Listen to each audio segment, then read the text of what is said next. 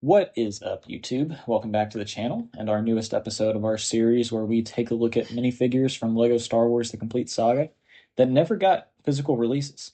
These are characters that were original creations by TT Games back in the day, and while they were made by them and not by LEGO, they still fit in pretty well with LEGO's design philosophy, and a lot of custom creators in the community have brought these characters to life in the real world.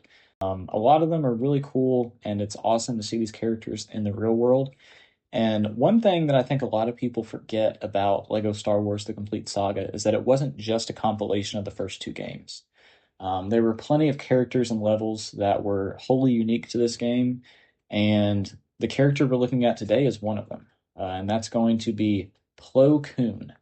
Now, you could buy this guy in the cantina for about 40,000 studs, and he is a Jedi character. He's got a very unique look, a pretty cool face, and his torso print is actually taken from the 2007 Kit Fisto release. That's one of the advantages of him being added for the complete saga is he could draw on some newer LEGO design philosophy. But overall, he looks really nice. The headpiece is entirely custom. It's got some really cool printing on it, or printing in the digital form. But yeah, overall, a very unique looking figure, and one that I think would definitely be a challenge to bring into the real world just with how many custom elements he has. So let's take a look at it and see what we were able to get. Today, we will be taking a look at the Plo Koon V4 by LSW Toys. This guy released back in August 2024, so going on about 2 years ago. He's a little bit of an older custom at this point.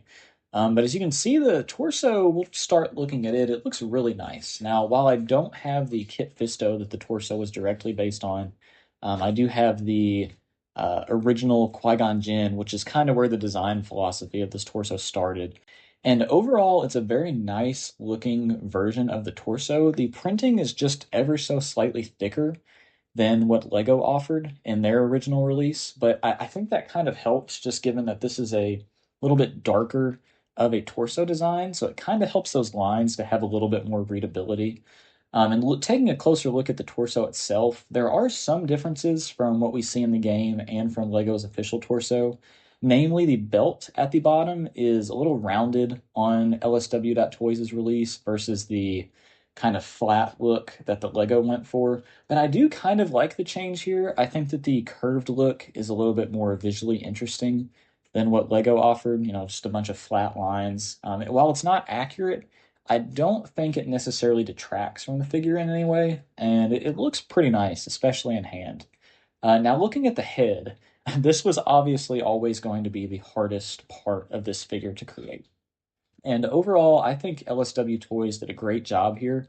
I do think that there's a little bit of a strange, I guess, shape going on. I think that perhaps some of the angles and curves don't exactly fit with what LEGO would have made, but we can't really blame LSW Toys for that. That's more of what we saw in the actual game itself. You can see that there's some strange curves there. And another small problem is that this piece of the mask is not painted on this figure. In the game, it is reddish brown and silver, but here it doesn't quite have that look to it. But again, that's something so small. I don't think that LEGO themselves would have even done that on the figure.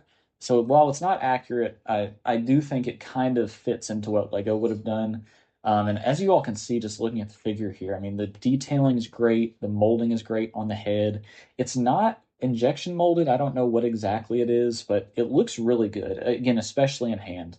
So overall, just for our ratings here, I'm going to give this an accuracy to the game of 8. I'm going to detract some, even though I don't think LEGO would have done it for the lack of printing on the mask piece, and then also the curved belt. And the LEGO likeness, again, this is not the custom's fault, but I'm going to give it a 7 just for some weird design choices with the angles and the shapes on the head.